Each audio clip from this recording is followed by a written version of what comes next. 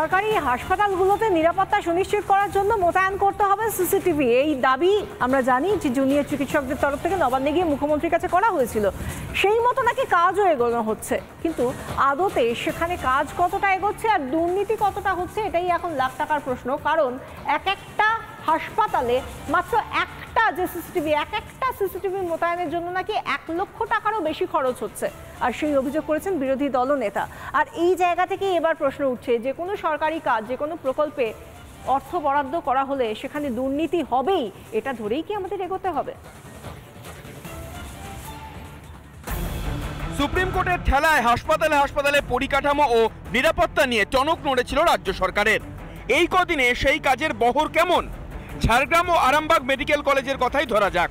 দুই জায়গাতেই হাসপাতাল চত্বরে পর্যাপ্ত সিসি ক্যামেরা ইনস্টল করা হয়েছে কর্তৃপক্ষের তরফে। এই অবধি সব ঠিকঠাকই চলছিল। তাল কাটল বিরোধী দলনেতা শুভেন্দু অধিকারীর অভিযোগে। তার দাবি, একটি সিসি ক্যামেরা বসাতে সরকার নাকি খরচ করেছে সর্বনিম্ন 1 লক্ষ থেকে 3 লক্ষ টাকা পর্যন্ত। সমাজ মাধ্যমে এ নিয়ে সরব হয়েছেন শুভেন্দু। অভয়ের বিচার না তৃণমূলের কাটমানি? সরকারি হাসপাতালে সিসি ক্যামেরা বসানোর কাজ চলছে। রাত্রিরের সাথী প্রকল্পের অধীনে কাজ চলছে। ঝাড়গ্রাম মেডিকেল কলেজ মোট 195টি ক্যামেরা বসানো হচ্ছে। 3,52,52,923 টাকা খরচ। একটি ক্যামেরা বসাতে খরচ 1,65,400 টাকা। প্রফুল্ল চন্দ্র সেন মেডিকেল কলেজ আরামবাগ মোট 50টি সিসি ক্যামেরা বসানো হচ্ছে। 1,95,98,739 টাকা খরচ। একটি ক্যামেরা বসাতে খরচ 3,51,974 টাকা। ঘটনাটি আশ্চর্যজনক, অবিশ্বাস্য। দুর্নীতির সীমা ছাড়িয়েছে তৃণমূল কংগ্রেস। বড় দুর্নীতি আমি আলাদা করে প্রেস করব 2-1 দিনের মধ্যে। আমার কাছে সব তথ্য আছে। আমি আলাপন ব্যানার্জিকে বলবো, প্লিজ ইউ শুড রিজাইন। আর রাজীব কুমারকে বলবো, আপনি IT secretary, responsibility goes to you. গোটা বিষয়টিতে স্বাস্থ্য ভবনের ঘাড়ে দায় ঠেলেছেন সংশ্লিষ্ট হাসপাতালগুলির সুপারডাও।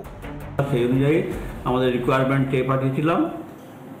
সেই অনুযায়ী স্বাস্থ্য ভবন থেকে টেন্ডার করা হয়েছে। স্বাস্থ্য ভবনই জানে কোথায় কি, কত দাম কি, ওসব আমরা কিছু আমাদের জানার এখতিয়ারে নেই। বাইরে যে সমস্ত সিসিটিভি লাগানো হচ্ছে সেগুলো সব স্বাস্থ্য ভবন। এত টাকা হওয়ার কথা নয়, কিন্তু সেগুলো স্বাস্থ্য ভবনে ডিটেলসে বলতে পারে। অভিযোগ উঠতেই জনগণের করের টাকার ব্যবহার নিয়ে স্বচ্ছতার দাবি জানাচ্ছে আমজনতাও। এই প্রশ্ন জনগণের মধ্যেও আসছে। আমি আশা রাখবো যে পশ্চিমবঙ্গ সরকার, স্বাস্থ্য দপ্তর বা স্বাস্থ্য মন্ত্রক থেকে একটা শ্বেতপত্র প্রকাশ করে পুরো বিষয়টা জনসমক্ষে রাখা হোক যে কোথাও দুর্নীতি হয়নি। হাসপাতালে নিরাপত্তার দাবিতে দীর্ঘ লড়াই লড়েছেন জুনিয়র চিকিৎসকরা। আন্দোলনের চাপে শেষমেশ সিসিটিভি, রেস্টরুমের মতো মৌলিক বিষয়গুলো নিশ্চিত করার প্রতিশ্রুতি দিয়েছিল নবান্ন। সেই প্রতিশ্রুতি পালনের সময় জনগণের করের টাকা নয়ছয় হচ্ছে না তো? তৃণমূল জমানায় দুর্নীতিমুক্ত কোনো কাজ দেখার সৌভাগ্য কি হবে রাজ্যবাসীর? রিপাবলিক বাংলা। রাত পোহালে 6 বিধানসভা কেন্দ্রে উপনির্বাচন, আর তারই মধ্যে যেখানে জিতেছিল তারা সেখানে জিততে চাইছে, আবার যেখানে হেরে গিয়েছিল কেউ তারা সেখানে হারা জায়গাটাকে আবার পুনরুদ্ধারের চেষ্টা করছে তৃণমূল এবং বিজেপি। আর অন্যদিকে বাম এবং কংগ্রেস তারা আলাদাভাবে লড়াই করে জয়ের জায়গা ধরে রাখতে চাইছে। কি হতে চলেছে বলবে আগামীকাল।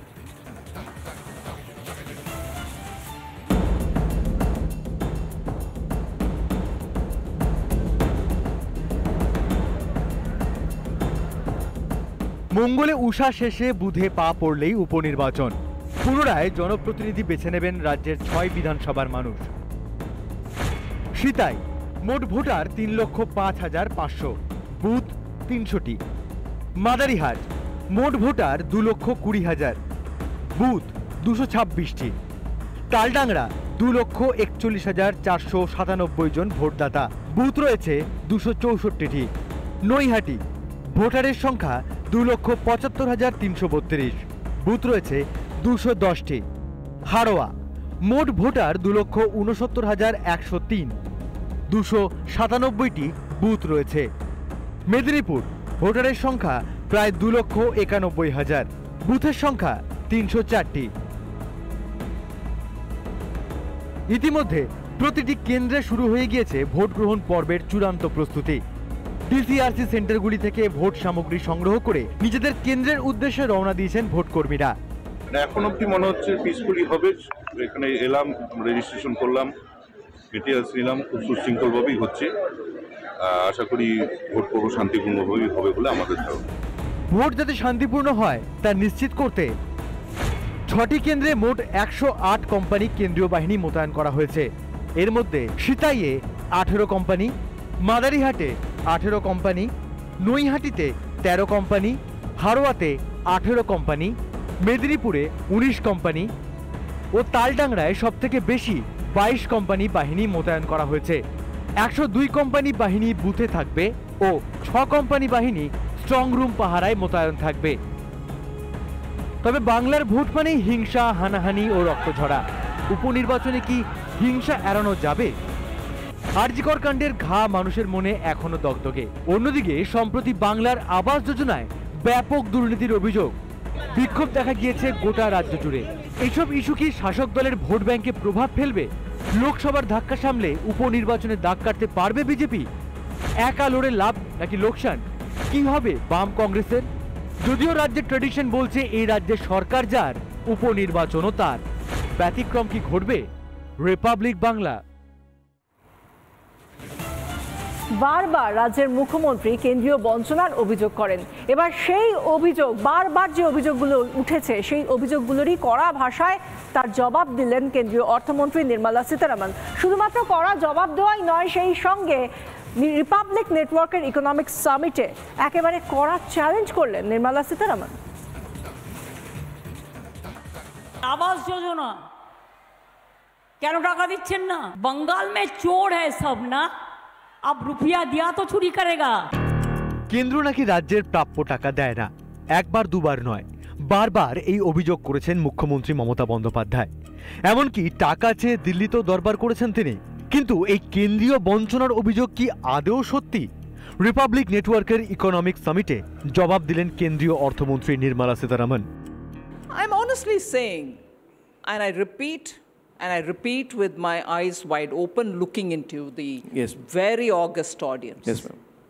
There's not one element of truth in this, that the center is denying states their funds, whichever state says it.